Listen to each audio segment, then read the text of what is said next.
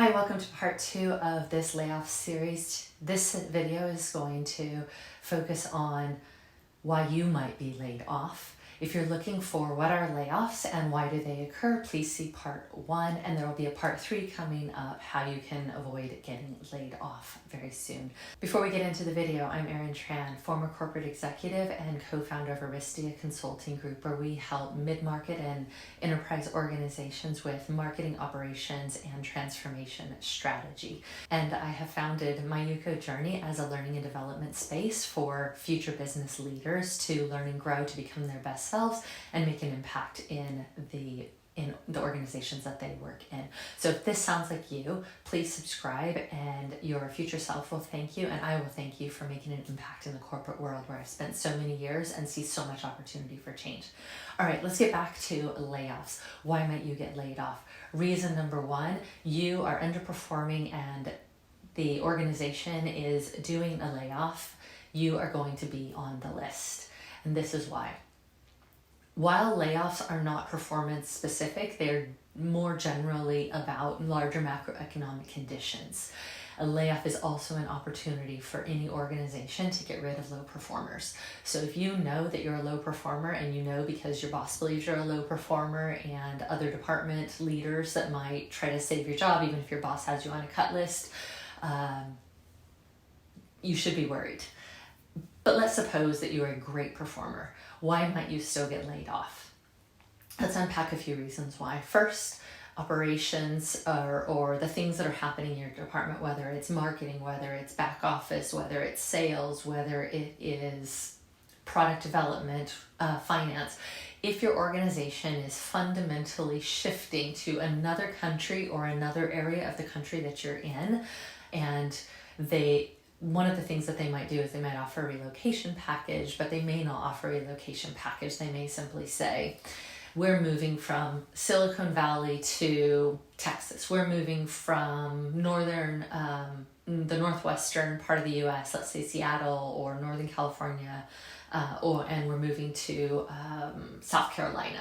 This has happened to a few large companies over the last 5 or 6 years. So these are prime examples of they're not going to move everybody, or they're going to offer a relocation package.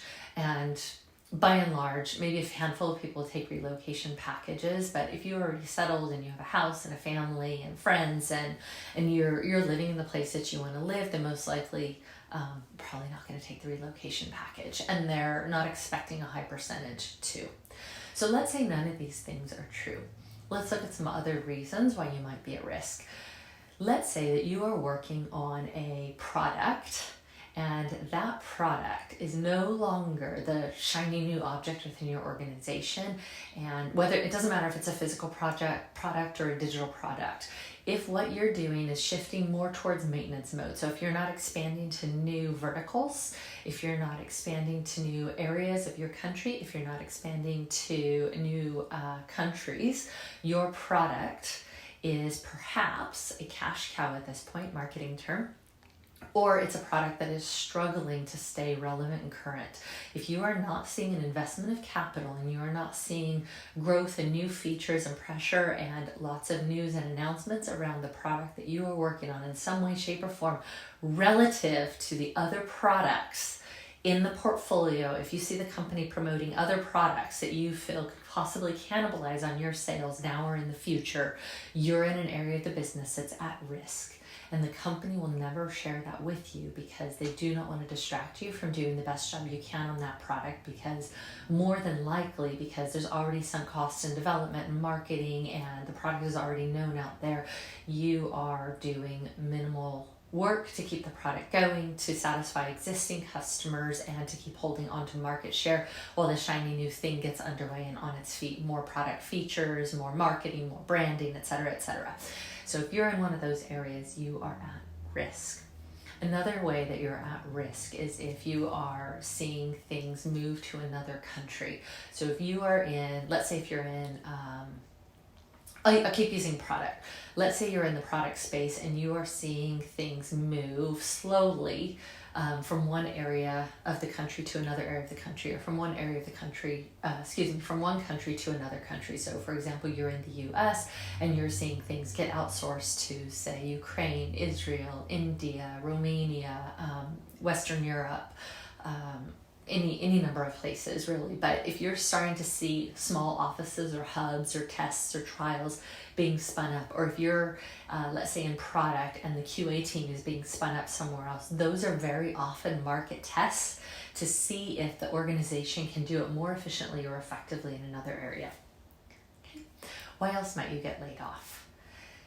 Has your department evolved and gotten smarter and better at what it does? Have you innovated to be more efficient and effective with how you're doing what you're doing? So let's say, I'll pick on a different department. Let's say legal. If you are doing things exactly the same way that you were doing them 5 years ago, the likelihood of your leadership team working with an external consulting agency or an internal transformation team to work on how you could be more effective and efficient with the dollars that your department takes up.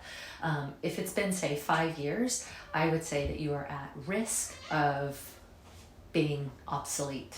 So that's another area or way that you could become obsolete and you'd be at risk of a layoff. So there might be a larger layoff that's maybe mostly product-centric, sales-centric, marketing-centric.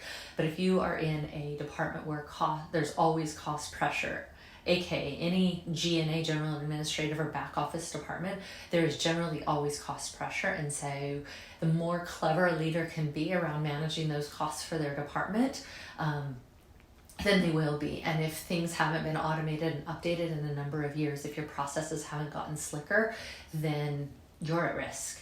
So think about that as your company's performance in the market is changing. Another reason that you might be at risk is if your industry is really struggling or your company is struggling from a market share perspective. They will look at how do we adjust the levels of our labor force to minimize our costs as our revenues start to decrease. Now, not all companies do this, but some companies do this, and it is an opportunity, again, to cut some of the fat. Okay? This is not an extensive list, but this is like a handful of reasons why layoffs might occur, and you might be at risk within those. So stay tuned for part 3 of how to avoid getting laid off, and have a great day. Thanks.